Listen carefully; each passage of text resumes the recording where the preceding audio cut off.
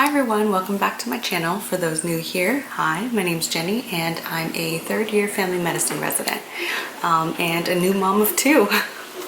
So I've been watching a lot of reaction videos, doctor reacts to so-and-so, and so I just thought that a lot of these things could have been avoided if like the public is educated on what they're getting themselves into, especially birth control, because there's so many different options. One might be right for one person when it's not right for the other person, and I feel that it's my job is to explain to you all those different options, what are the side effects, and basically guide you to pick the right birth control that fits your lifestyle and your goals. So if you guys are interested, I have some awesome demonstrations and just a little educational video for you guys. So yeah, let's talk about birth control. So the first thing that I ask my patients when they come in and they're looking for birth control is, what is your goal? Where do you see yourself in 1 year, 3 years, or 5 years? Do you plan to have kids in those times? Because if you plan to have kids in 1 year, my recommendations for you might be different than say you wanting to have kids in 5 years. So let's say you don't want to have kids in 5 years, or you don't even know when you want to have kids. So what birth controls are the longest acting and most effective? And I would say there's lots of them. One of them is the IUDs. There's the Mirena, Kyleena, Skyla, and the copper IUD. And what they are is like, here, I have demonstrations for you guys too. So this is a demo of them, but this is what they look like. And what happens is you say you want a Mirena IUD and they last for 5 years. The copper IUD lasts for 10 years.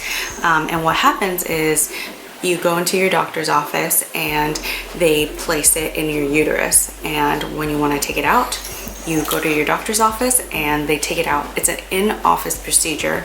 You don't need any sedation. You can have some cramping with this because it's basically dilating your cervix and putting something in your uterus. When you dilate, it's like when you're having a baby, so it causes like contractions. So it can be rather painful. I didn't find it very painful because I just had a baby. But I tell people you can take some ibuprofen prior and that can help, and take ibuprofen after. Most people tolerate it really well. Why you would choose the Mirena IUD or Kyleena IUD is for the fact that you put it in once and it lasts for 5 years and then you forget about it. Most people can spot anywhere from 3 to 6 months after getting the IUD placed. Personal story, I got the IUD placed and I'm still spotting, and it's been like a month, I would say, maybe a little over a month, and I'm still spotting like every day. So that's annoying. But usually when the hormones level out, then you wouldn't have that spotting, and actually you get no periods. So people who have heavy periods and don't want to have a period at all, they're just sick of it, then I actually recommend the Mirena IUD. The hormone level is really concentrated in your uterus and not systemic all over the rest of your body. So there's very little like other effects that you would feel. It's progesterone only that's released. So yeah, that's the IUDs. The copper IUD is a non-hormonal. It looks the same as this, except it has no hormones, and that one lasts 10 years. The thing about that one is that it can cause heavier bleeding than normal. Like, so if you will still have a period every month, but your periods will be heavier and maybe even longer. And as you can see, you know, like they're soft, and so they don't like hook into your uterus I mean, sometimes it can get stuck in there, and sometimes with insertion you can perforate, which means go through the uterus. But I've done so many of these. I'm a new doctor and I have never done that. So if you go to your OB, if you go to your family medicine provider, or anyone who does these at Planned Parenthood, there's very low risk of perforation. Another long-acting one that a lot of people tend to get is the Nexplanon. That's a little implant that you hold in your arm. I'm going to show you a little demonstration of how you put it in and take it out in your clinic visit. So this one lasts 3 years. Some of the effects that I hear patients complaining about is that sometimes you feel it in your arm and then sometimes it's painful. Another common effect that it has is that you can have spotting like for a whole year, and sometimes like even longer, and it just never ends. So people tend to want to take it out. Another effect that it can have is that you can have no periods at all as well. So it can go either way. You can have no periods or you can be spotting forever. This Nexplanon is also progesterone only, and so it's a little tube in your arm, and I'll demonstrate for you now.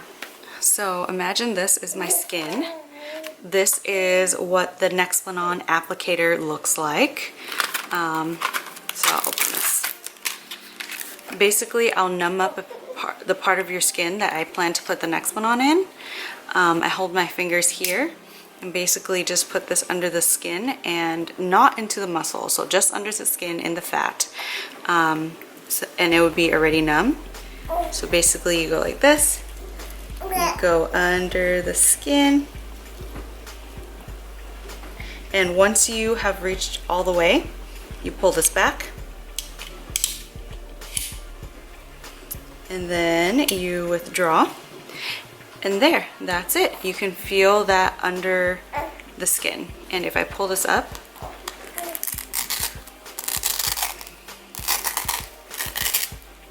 you can see that is where the Nexplanon is, right into, this is supposed to be your fatty tissue.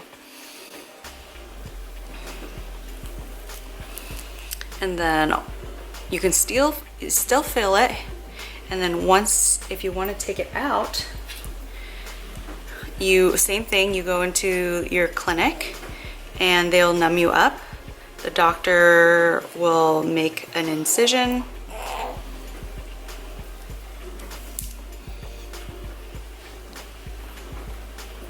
And basically pop it out. So once it's been in here a while, your body naturally forms a capsule around it. So you have to cut that off. And then you pull it out in one piece, and there you have it. That's how you put in and remove a Nexplanon. Another kind of long-acting one-ish is the Depo Shot. That one lasts 3 months, and that is also just progesterone. You get the shot, and then every 3 months you have to get it again. One of the main side effects with the Depo Shot is that it can make you gain a lot of weight. It's the one most associated with weight gain. So I tend to not advise my patients to get the Depo. Another thing that it can cause is no periods. But with the Depo, it's really hard to tell like when you're ovulating again, because you can stop getting the Depo shots, but your period won't come back for a long time. With the Mirena Iud, with the Kyleena, with the copper IUD, with the Nexplanon, as soon as you remove those and you get your period the next cycle, that's like when you can become pregnant. So right when you remove those things, you ovulate and the sperm goes to the egg. Ta-da! You have a baby. With the Depo Shot, it's a lot harder because you don't really know when you're ovulating. So we move on to more common things that everybody uses is birth control pills. I feel like that's where people start off with.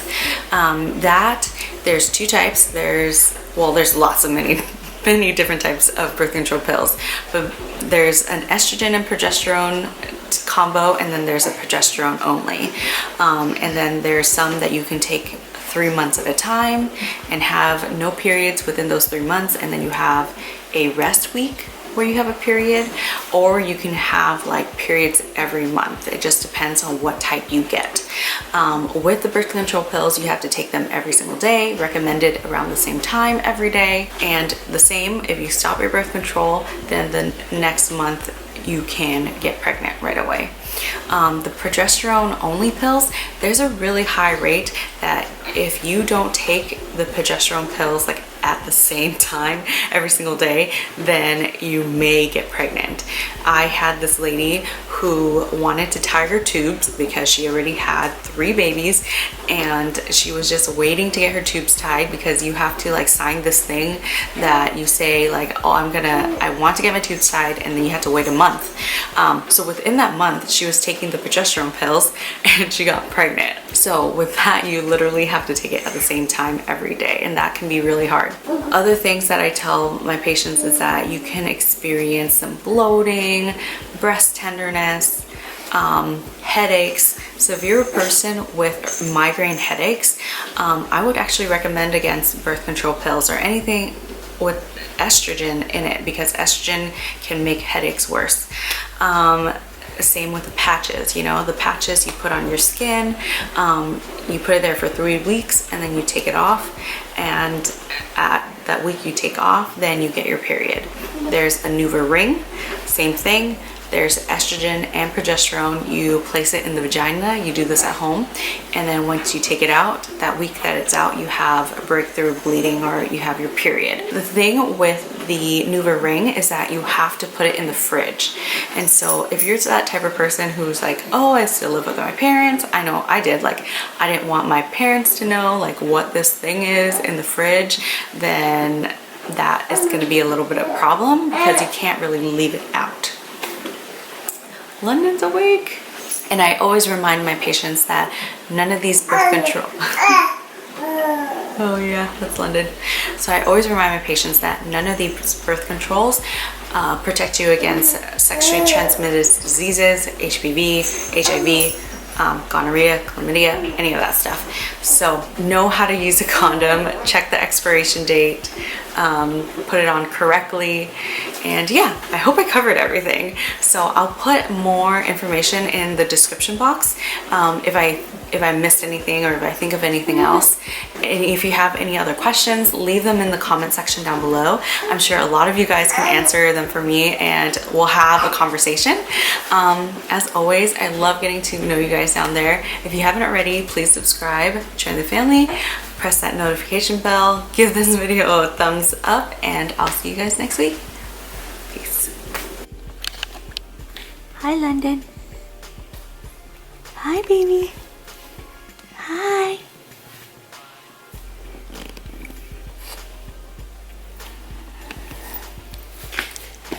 Hello. Why are you awake? Shouldn't you be asleep? Shouldn't you be asleep, honey? Hello. Hello.